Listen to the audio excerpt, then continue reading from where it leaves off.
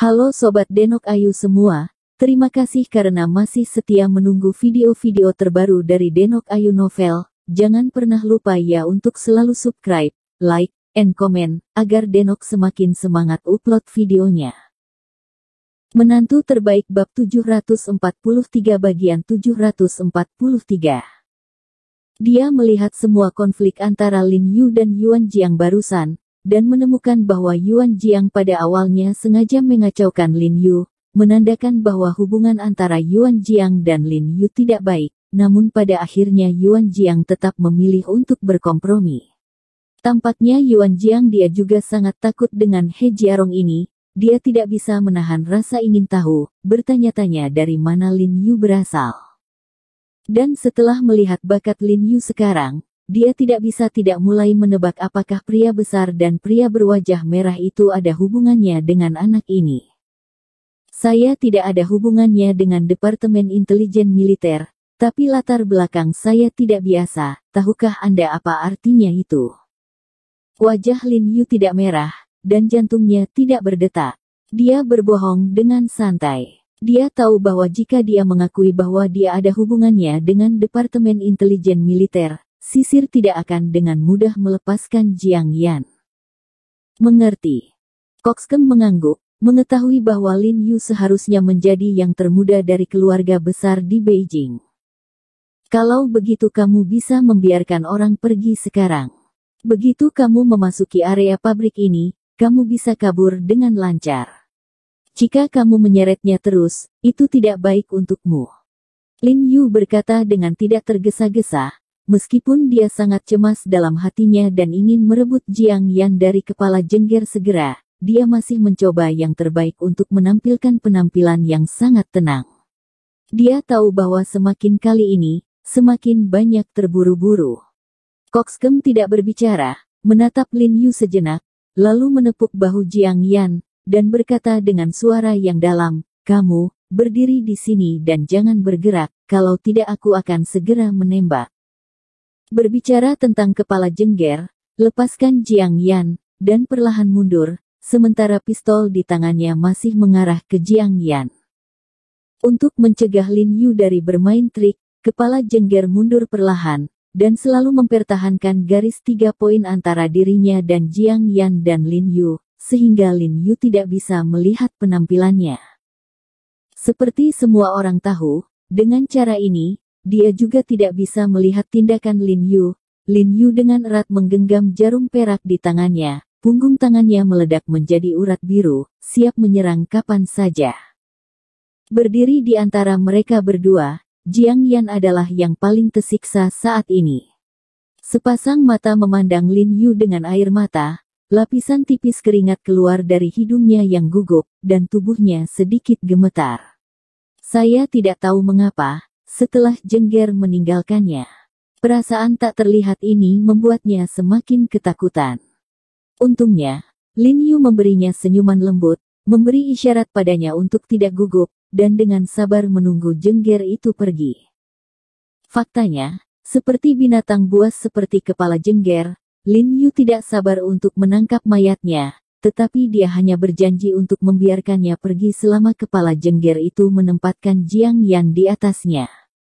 Tidak pasrah, Lin Yu memang berniat untuk memenuhi janjinya dan melepaskan Sisir bagaimanapun, keamanan Jiang Yan lebih baik dari apapun.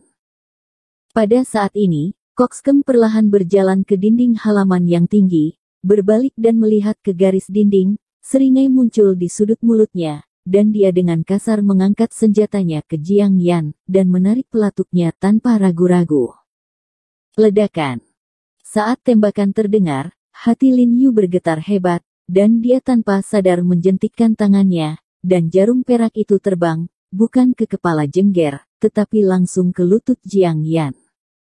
Jiang Yan tidak bereaksi sama sekali. Dia hanya merasakan lututnya mati rasa, dan tubuhnya tiba-tiba bersandar. Dia berlutut di tanah. Pada saat yang sama, ada angin yang sangat kencang di telinganya, dan rasa sakit yang panas tiba-tiba datang dari bahunya. "Kakak Yan!"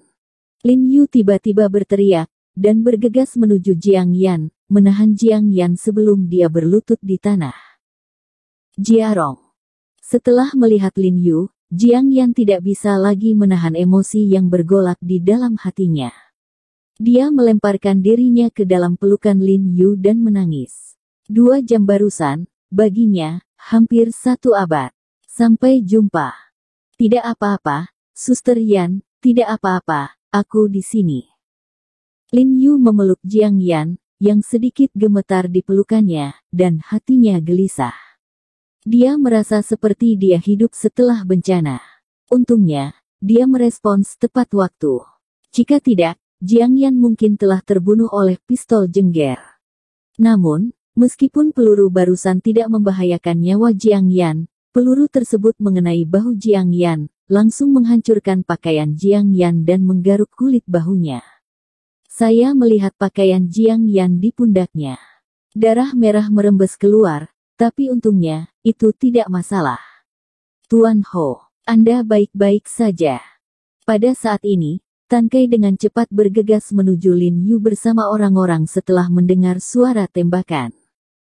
Tidak apa-apa, Jiang Yan terluka, kamu segera mengirimnya ke rumah sakit. Lin Yu menoleh dan bergegas ke Tan Kai dengan suara yang dalam, mengatakan bahwa dia melirik ke tembok tinggi yang jauh. Dia baru saja melihatnya. Setelah tembakan kokskem, dia dengan cepat melompati dinding dan melarikan diri. Jiarong, bagaimana denganmu? Mendengar ini, Jiang Yan gemetar, dan buru-buru meraih Lin Yu, bertanya dengan mendesak. Aku akan melampiaskan amarahmu untukmu. Lin Yu tersenyum ringan pada Jiang Yan, takut Jiang Yan mengkhawatirkannya, dan dengan sengaja sangat santai. Tidak, Jiarong, aku baik-baik saja, aku tidak ingin meninggalkanmu dan aku. Jiang Yan menarik Lin Yu dengan keras dan berkata sambil menangis. Saudari Yan, aku ingin bersamamu juga, tapi kakak perempuan di mobilmu dilempar oleh mereka. Sandera lain yang berada di dalam mobil bersamamu berada dalam krisis, dan ayah anak laki-laki itu juga dibunuh oleh mereka. Mati, dan 2 rekan senegaranya yang dibunuh oleh mereka di kota asal. Lin Yu dengan lembut menjabat tangan Jiang Yan, dan suaranya sedikit bergetar ketika dia berbicara, jika saya tidak membantu mereka dengan permusuhan ini, saya takut dan akan gelisah sepanjang hidup saya. Sebenarnya dia akan membuang kepala jengger itu sesuai dengan kesepakatan pada awalnya, tetapi sekarang setelah kepala jengger itu melanggar kesepakatan dulu, kemudian dia mengejar kepala jengger sekarang, yang bukan merupakan pelanggaran kata-katanya. Air mata berkedip di mata Jiang Yan dan melupakan Lin Yu selama beberapa detik, lalu melepaskan tangan yang memegang Lin Yu, dan berkata dengan lembut, hati-hati, ingat, dan aku menunggumu kembali. Lin Yu tersenyum sedikit, sangat senang dengan pemahaman Jiang Yan yang dalam, mengangguk penuh semangat pada Jiang Yan, lalu melirik ke arah waktu, tanpa mengucapkan sepatah kata pun, bergegas ke samping dengan cepat, menendang kakinya ke dinding. Tubuhnya melompat tinggi, dengan cepat naik ke tembok tinggi, dan setelah mendarat, dikejar di depan.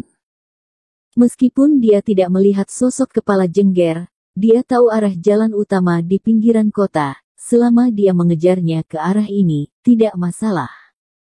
Karena sisir hanya bisa berlari ke arah ini, jika diubah ke arah lain, kamu akan lari kembali ke kota, yang setara dengan melempar diri ke jaring.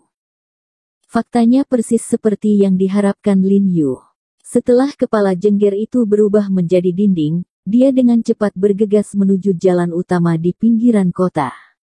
Hatinya segar, dan dia menebak bahwa Lin Yu seharusnya memegang istrinya yang sudah meninggal, dan menangis dan melolong.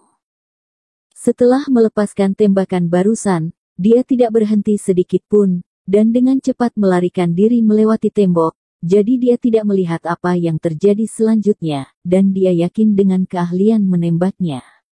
Tembakannya sangat stabil dan pasti akan menembus hati Jiang Yan, jadi dia tidak perlu melihatnya sama sekali. Alasan mengapa dia melakukan ini bukan untuk membalas dendam Lin Yu dengan jahat atau untuk membalas dendam saudaranya. Itu murni untuk menahan Lin Yu. Dia tahu bahwa Lin Yu, yang diliputi oleh kesedihan, pasti tidak akan memiliki pikiran dan energi untuk memburu dirinya sendiri. Tetapi jika dia kembalikan Jiang Yan secara utuh ke Lin Yu, mungkin Lin Yu akan menyusul. Sayangnya, dia meremehkan kemampuan Lin Yu untuk bereaksi. Saat dia hendak berjalan keluar dari area pabrik terlantar yang terhubung dengan beberapa pabrik, dia tiba-tiba merasakan suara aneh tiba-tiba datang dari belakangnya, yang sepertinya adalah suara langkah kaki. Hati Kokskem tercengang, dan dia berbalik dengan sangat waspada, dan melihat sosok bergegas di depannya dengan kecepatan yang sangat cepat, dan pada saat yang sama, tinju bercampur dengan suara langit yang pecah menghantam di depannya. Kulit Kokskem berubah drastis, dan reaksinya cepat, dan dia buru-buru mengatur lengannya untuk memblokir. Ledakan. Saat tinju menghantam lengan kepala Jengger, terdengar suara teredam. Pukulan keras melebihi ekspektasi kepala Jengger. Dia terguling ke tanah hampir tanpa perlawanan, dan inersia besar membuat tubuhnya tiba-tiba berguling di tanah dan menabrak pagar besi yang ditinggalkan di samping. Engah. Kokskem hanya merasakan panas gerah di dadanya, dia tidak bisa menahan muntah seteguk darah, dan dia menutupi dadanya, hanya merasakan lengannya kesemutan dan sedikit gemetar. Apakah ini satu-satunya dalam ordo monastik? Pada saat ini, suara yang sangat dingin datang perlahan, dan sesosok tubuh perlahan berjalan.